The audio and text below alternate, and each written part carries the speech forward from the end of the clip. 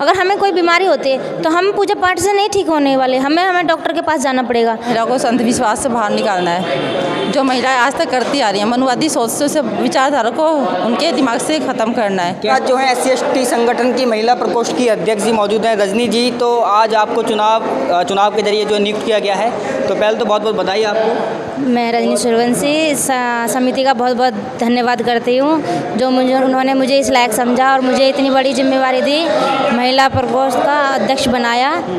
और मैं इस संगठन में जी जान से काम करूँगी, बखूबी काम करूँगी और अपनी ईमानदारी के साथ काम करूँगी। जो भी मुझे अध्यक्ष साहब का, समिति के अध्यक्ष साहब का जो भी आदेश होगा उसको मैं।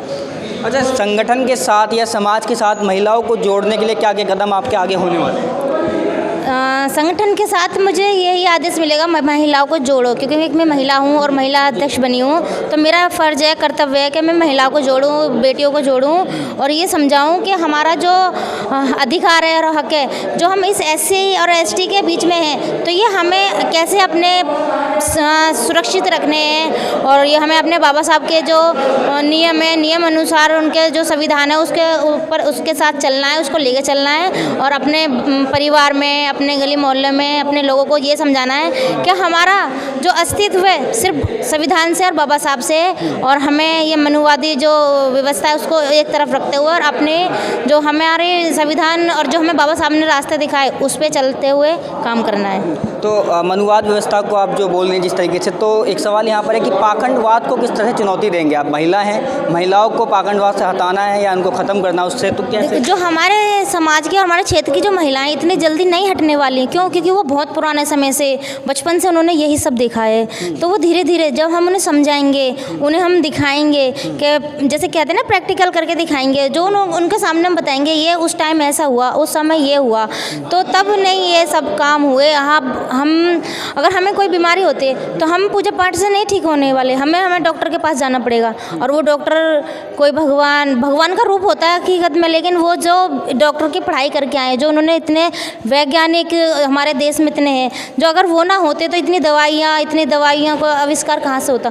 तो हमें अपने बच्चों को यही सिखाना है कि अगर हम पढ़ेंगे लिखेंगे, संविधान को साथ लेके चलेंगे, तभी हम कुछ कर सकते हैं, अपने बच्चों को कामयाब बना सकते हैं। तो इसके लिए कोई सभा वगैरह आयोजित करेंगे आप आगे चलकर, जब भी मीटिंग वगैरह होंगी? आगे जब भी जो भी मुझे हमारे अध्यक्ष महोदय का मैसेज मिलेगा या कोई भी आदेश होगा कि ये वहाँ जाना है या ये काम आपको करके दिखाना है, वो काम मैं करके दिखाऊंगी और पूरी कोशिश करूँगी कि पूरी ईमानदारी से और बखूबी काम करूँ। आपको कैसा लग रहा है जो महिला प्रकोष्ठ में आपको भी पद मिला है ऐसे संगठन में, तो महिला होने के नाते महिलाओं को कैसे आप जोड़ेंगे इसके साथ? मुझे जो पद मिला है मैं उस पद का एक तो ईमानदारी से काम करूंगी और महिलाओं को जोड़ने का जो काम है, महिलाओं को अंधविश्वास से बाहर निकालना है, जो महिलाएं आज तक करती आ रही हैं। मनुवादी सोच से विचारधारा को उनके दिमाग से ख़त्म करना है। कैसे करेंगे ख़त्म, निकालेंगे कैसे बाहर? सवाल ये उन्हें समझाना है कि हमारे जो देश में जो हमारा जो है आगे कल्चर है, ये आगे आने वाली पीढ़ी के लिए लाभदायक इसमें होगा। शिक्षा हमारे लिए बहुत महत्वपूर्ण है, मतलब बच्चों के लिए, महिलाओं के लिए शिक्षा बहुत इंपॉर्टेंट है। और ये जो मनुवादी अंधविश्वास है जिसमें पूजा पाठ बहुत ज़्यादा मतलब औरतें करती हैं, कुछ बीमारी हो जाए तो उसे ठीक करने के लिए व्रत रखती हैं, इस तरह का, उससे बाहर निकालना है। क्योंकि हमारी जो साइंस है वो बहुत आगे पहुँच चुकी है। साइंस के अनुसार हम जो डिग्री लेते हैं, डॉक्टर्स बनते हैं, डॉक्टर ही ठीक करते हैं बच्चों को या महिलाओं को, ये जो भी है XYZ, सभी बीमार होते हैं उनको डॉक्टर के द्वारा ही, दवाइयों के द्वारा ही, चिकित्सा के द्वारा ही ठीक किया जाता है। तो उन्हें इसी चीज़ का है विश्वास दिलाना है कि इन चीज़ों में कुछ नहीं रखा है, आगे बढ़ो और मनुवादी सोच से बाहर निकलो। ये मतलब देवी देवता पूजा पाठ कुछ नहीं है। शिक्षा की ओर प्रेरित करना, मतलब शिक्षा की तरफ प्रेरित करना है उन्हें।